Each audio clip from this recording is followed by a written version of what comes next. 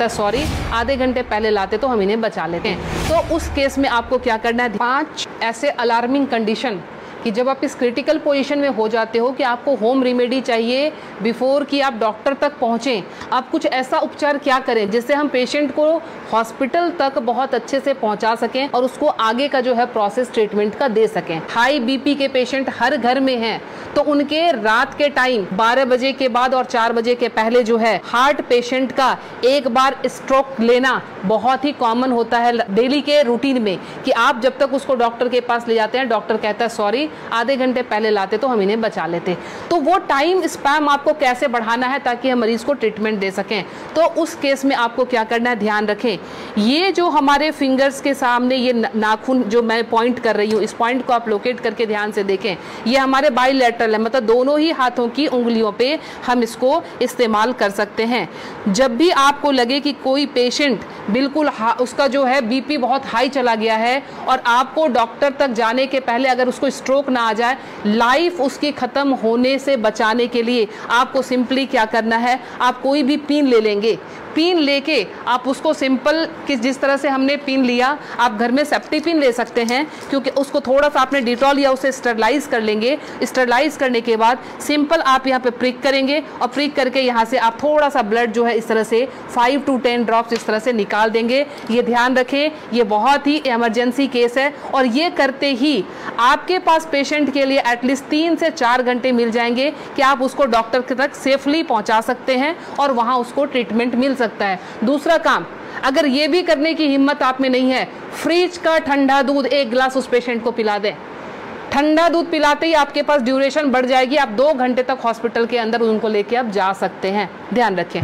दूसरी हमारी alarming condition जो होती है वो होती है एसिडिटी की। एसिडिटी समटाइम्स इतना हाई हो जाता है कि रात को सोना मुश्किल, सीने में जलन और भारीपन, उस केस में भी लगता है जैसे हमें हार्ट की प्रॉब्लम आ रही है। उसमें क्या करेंगे उस केस में कि हमने इस पॉइंट को, एसिडिटी की केस में आपने इस पॉइंट को लेना। पॉइंट लोकेट कैसे करेंगे, तो आपने इस तरह से अपने थंब के इस वाले पॉइंट को, फर्स्ट पोर को यहाँ से मेजर कर लेंगे, खोल के यहाँ से मेजर करके आपका जहाँ ये टच हो रहा है यहाँ से आपने इसको प्रेस करना शुरू किया। 20 to 30 टाइम्स इसको आप डीप प्रेस करेंगे।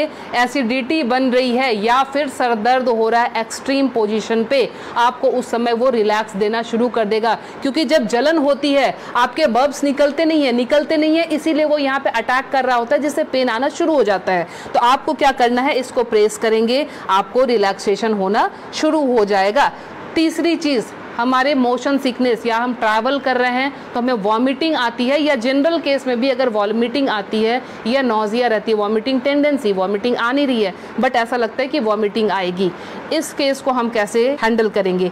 आप अपने ये रिस्ट के क्रीज ले लें, ये रिस्ट के क्रीज आपको दिख रहे हैं, इस क्रीज से, ये जो क्रीज हमारी बनी हुई है, इस क्रीज से अपने ही फिंगर को रखना है, ध्यान रखना है, अपने फिंगर के 2 फिंगर को रखना है। इसके बाद ये पॉइंट जहाँ पे आता है इसको आप लोकेट करेंगे और ध्यान से देखें, यहाँ पे 2 आर्टरी आ रही होती है, आप जब फील करेंगे 2 आर्टरी के बीच में, ये यहाँ पे आपको इस पॉइंट को अब दबाना शुरू कर देना है। अगर आप इसको तेज दबाएंगे इमीडिएटली आपके वॉमिटिंग टेंडेंसी जो है वो वहीं स्टॉप हो जाएगी और ये आपके मोशन सिकनेस में भी काम करेगा। कहीं आप ट्रैवलिंग में जा रहे हैं तो वहाँ ये काम करेगा। अब मोशन सिकनेस को रोकने के लिए घरेलू उपाय क्या करें। पुराने ज़माने में ध्यान है आपको 10 पैसे के और 5 पैसे के सिक्के मिलते थे, वो सिक्के अगर आपके पास हैं तो सिक्के को सिर्फ मुंह में रख लेना है, कुछ नहीं करना है। वो रख के, या पान के पत्ते, ध्यान रखें मैं पान खाने की बात नहीं कर रही हूँ, उसमें गुलकंद और वो सब मिलाने की, मैं सिर्फ कह रही हूँ पान के पत्ते, वो आप चबाते हुए चले जाएंगे, आपका मोशन सिकनेस जो है वो कंट्रोल हो जाएगा। तीसरी चीज़ जो आती है एलर्जिक अस्थमा की, मतलब एक ही आपको स्ट्रोक आया और आपके जो है बिल्कुल सांसें फूलनी शुरू हो गई, सांस नहीं आ रही है, हेवीनेस आ रही है, उस केस में आप क्या करेंगे, अपने नाक को खोलने के लिए ताकि ब्रीदिंग आपकी एकाएक स्टार्ट हो जाए, आप अपने हाथ को लेंगे और इस तरह से नाक को सटाएंगे।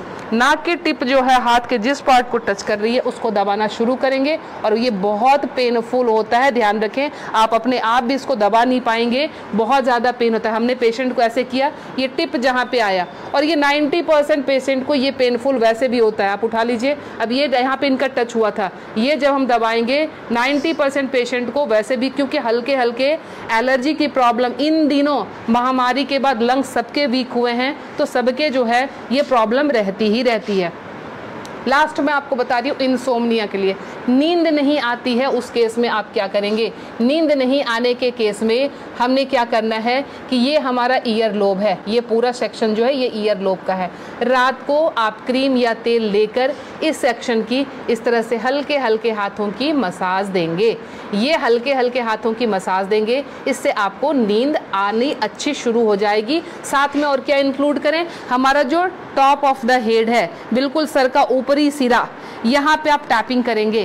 टैपिंग करने का मतलब हल्का हल्का आप इसको ठोकते जाएं, ये इसको वाइब्रेट करें। वाइब्रेट करने का मतलब आप यहाँ से जो है एनर्जी हमारे जा रही है नीचे, क्योंकि आपको पता है ये माउंटेन बना हुआ है, यहाँ से एनर्जी का फ्लो शुरू होता है, तो ये एनर्जी जो है पूरी जगह जाएगी और आपको बिल्कुल काम कर देगी, शांत कर देगी। तो ये 5 अलार्मिंग पॉइंट्स आपको हमेशा के लिए याद रखना है। पता नहीं आज आपने देखा, भूल गए, कल आपको ज़रूरत पड़ जाए, तो इसलिए आप प्लीज़ इसे सेव कर लें, अच्छे से देख लें और समझ जाएं, और अपना ट्रीटमेंट एमरजेंसी केस में ज़रूर कर लें। मैं Leena Shrigyan, naturopathy and alternative therapy expert, Nai Delhi से। मुझसे मिलने के लिए